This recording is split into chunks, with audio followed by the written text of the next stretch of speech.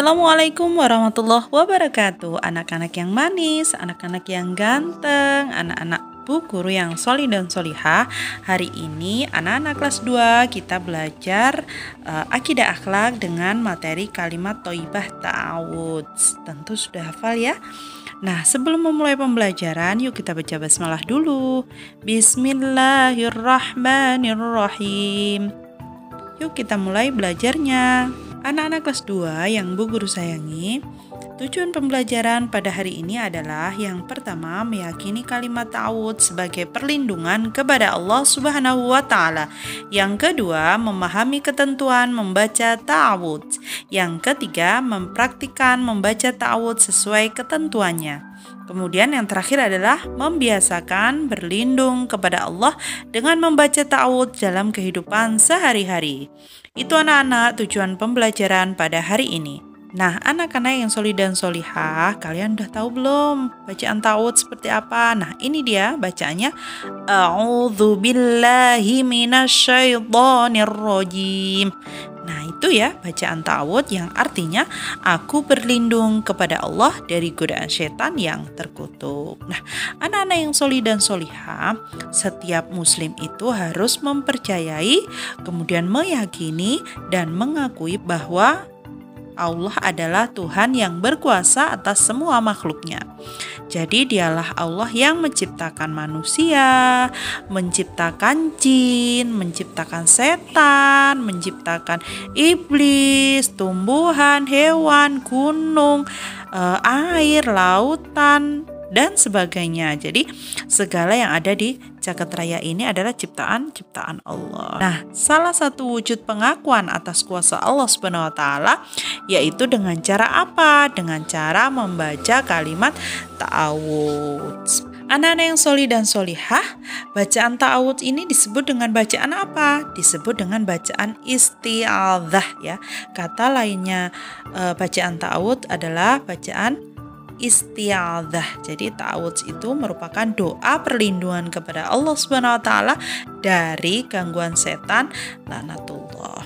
Jadi anak-anak yang solih dan solihah, tidak ada satu manusia pun di dunia ini yang terlepas dari bisikan dan godaan setan. Jadi pasti digoda oleh setan. Ya, setan itu selalu menyesatkan manusia pada perbuatan dosa. Contohnya mencuri, merampok, kemudian mengejek orang lain, dan sebagainya. Mereka berusaha mengajak manusia untuk melanggar perintah Allah. Misalkan dibisiki oleh setan, gak usah salat gitu, gak usah ke masjid deh, gak usah ke masjid. Itu ada mangga, yuk kita ambil gitu.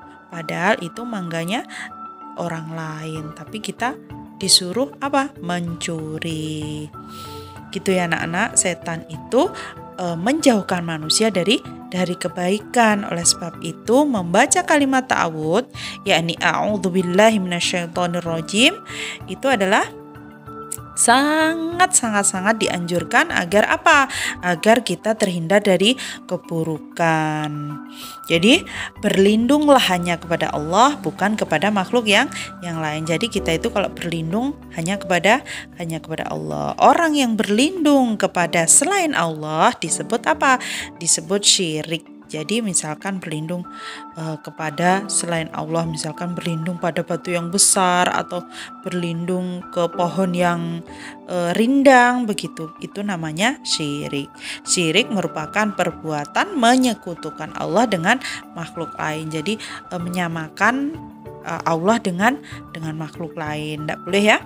Jadi syirik itu termasuk dosa besar. Nah, orang yang berbuat syirik itu dinamakan apa? Nah, orangnya disebut musyrik. Ya, orangnya atau pelaku perbuatan syirik itu disebut musyrik. Nah, anak-anak yang solih dan solihah, hukum membaca kalimat ta'awudz adalah sunnah. Sunnah artinya apa? Jadi bila dikerjakan dapat pahala dan jika ditinggalkan tidak berdosa. Jadi walaupun begitu, kita hendaknya membiasakan diri untuk mengucapkan kalimat ta'awudz sesuai waktu yang dianjurkan. Nah, ketentuan baca kalimat ta'awudz ini kapan? Waktunya kapan gitu? waktunya adalah yang pertama sebelum membaca Al-Quran. Jadi sebelum membaca Al-Quran, sebelum bismillah itu ta'awudz dulu. A'udzubillahi minasyaitonirrajim gitu. Kemudian yang kedua adalah akan melakukan sholat. Dan yang ketiga sebelum berdoa atau berzikir. Dan yang keempat pada saat apa? Pada saat merasa takut berada di tempat-tempat tertentu. Misalkan kita sedang jalan di suatu tempat terus kemudian jauh dari rumah-rumah atau yang lain, itu kita dianjurkan untuk membaca ta'awudz. Anak-anak yang solih dan solihah ini yang kelima, 6 dan 7. Anak-anak solih dan solihah ini juga waktunya untuk membaca kalimat ta'awudz. Yang kelima adalah ketika merasa khawatir atau was-was dan tidak tenang. Misalkan kita waktu deg-degan mau melakukan sesuatu begitu ya. Kemudian yang keenam sebelum melakukan kebaikan seperti saat hendak wudhu dan lain-lain. Kemudian yang ketujuh kapan saja saat memerlukan perlindungan Allah. Jadi kapan saja boleh saat kita memerlukan perlindungan Allah. Itu ya anak-anak ketentuan baca kalimat ta'awudz atau waktunya ya. Solih dan solihah. Nah ini dia manfaat membaca kalimat ta'awudz. Jadi kalimat ta'awudz merupakan kalimat yang baik. Jadi bagi yang membacanya akan mendapatkan beberapa manfaat sebagai berikut. Yang pertama adalah mengakui bahwa manusia adalah makhluk lemah yang senantiasa membutuhkan pertolongan Allah Subhanahu wa taala. Yang kedua, mengingatkan kita kepada Allah Subhanahu wa taala dimanapun berada. Yang ketiga, membentengi diri dari gangguan setan. Yang keempat, manfaatnya adalah melindungi diri dari kejahatan.